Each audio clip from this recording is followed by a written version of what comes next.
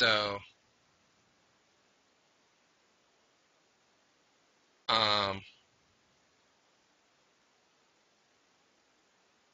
so it turns out that actually White was a little too gung-ho in his attack earlier on, and instead of playing bishop h6, he could have simply recaptured this pawn on c4 on move 9 and basically retained all the advantages that he would have had before, except he would have been up an extra pawn.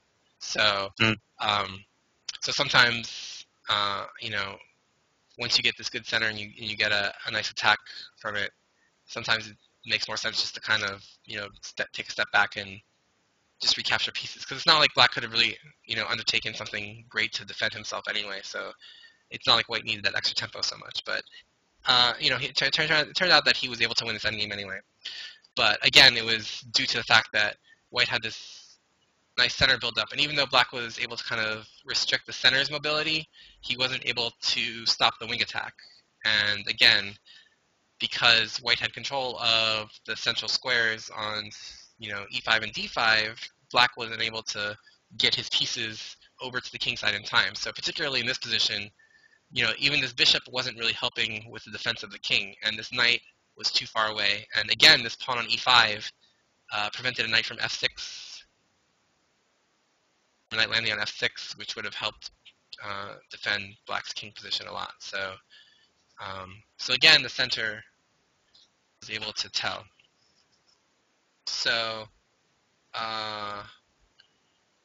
let me just give one more quick example of strength of hanging pawns, which I talked about a little bit earlier, but here's an example of how those hanging pawns can be strong, particularly if they're a duo, meaning that they're on the same rank. So I'm just going to go through the opening kind of quickly to get to the point where the hanging pawns occur. So queen c2, d5, cd5, queen d5, e3, d5, a3, take, e takes, b6, knight f3, knight b7, c4, queen d6, bishop e2, bishop e7. Okay, so bishop e2, cd4, e4. Okay, so already we have hanging pawns. So these two pawns are hanging pawns because they are together and they're isolated from the rest of white pawns because there's no pawns on the b file and no pawns on the e file. And they're both on open files for Black. So these files are open for Black. But yeah, so they can become targets for attack on the heavy pieces, but it has mobility, which is its strength. So like I said, White has the opportunity to either play c5 or d5, depending on what the position allows.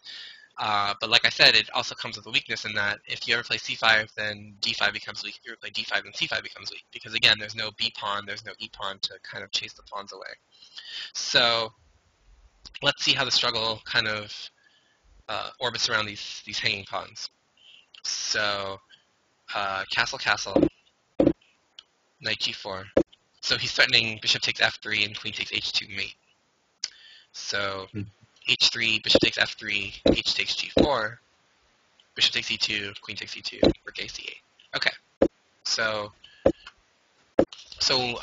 Black exchanged a couple of minor pieces because he thought it would kind of help in the defense against the hanging pawns because, like we said before, they can become a liability with the fewer pieces on the board because they're subject to attack from particularly rooks, but basically any heavy piece that can attack along files. So queens too, but mainly rooks. So now this pawn can become weak after doubling on the c file, for example. And if you can force a c5 or d5, then again this knight would have this great square on d5 to go to if c5, and if d5, then the knight would have a great square on c5 to go to. So so White's going to prepare to advance the pawns, whereas Black's going to try to just double on this file. So White plays rook fd1. So he's intending to play d5 in order to open up the scope of this bishop and in order to give Black an isolated weak pawn on e6 maybe. So again, Black just continues his plan. White plays d5. So again, Black obviously doesn't want to allow pawn takes pawn, and similarly, Black doesn't want to take this and open up stuff like rook d5 to g5 and attacks on g7 square. So instead, again, black plays a natural move of e5, which blockades, and now gives himself this strong c5 outpost. Mm-hmm. So black's idea is just going to be to try to limit the scope of this bishop with f6, but let's see how black handled it. So d5, e5, rook e1, attacking this pawn, f6 to defend it. And now white has a plan to try to exchange this pawn off. So this pawn is a weakness because it's isolated, but if he can somehow exchange this pawn on a3 for this pawn on a7, he can simultaneously get rid of his weak pawn and give black a weak pawn on b6. So white plays a4. So, I mean, this move has a couple of other benefits too. It allows bishop a3, which gets this bishop on this nice diagonal. Also, maybe can allow a rook to a3 and a swing over to the king side with this rook as fast as possible. But mainly he's trying to exchange this pawn for this one and make black's pawns weaker, while simultaneously getting rid of his own weak pawn. So after a4, black plays h6 to prevent g5. So g5 would have a similar goal in exchanging this g pawn for this g pawn and either weakening black's king, or if black were forced to take this, then obviously weakening this e5 pawn. So black kind of prophylactically defends g5. So a5 now, ba5, bishop a3, knight c5, rook eb1.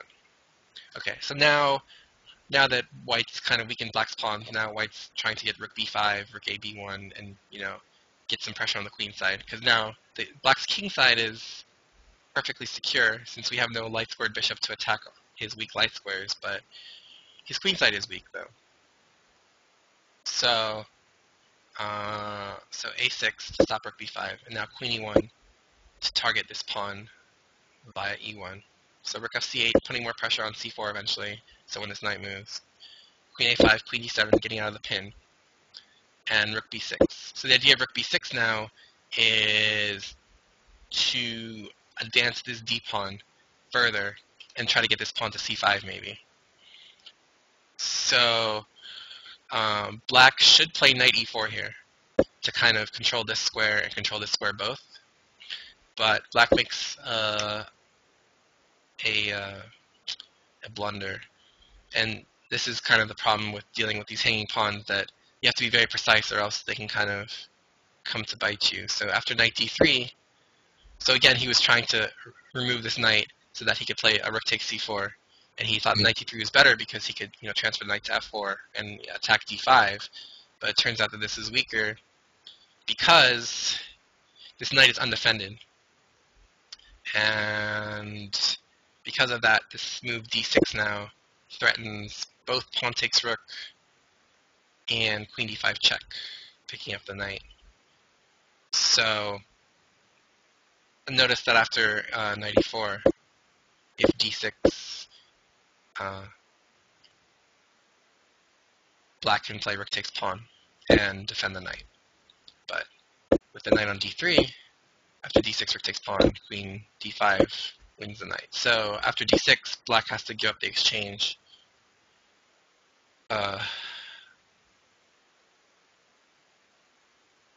So after knight f4, dc7, queen g4, black went on to lose. So moral of the story is, with these hanging pawns, you have to be careful that with them, that you don't let them be blockaded or let them kind of run like you let one kind of be isolated from the other one, because really they work best in tandem when they retain maximum mobility. And as the other side, you want to make sure that you kind of take into account the possibilities for them to push through. So yeah.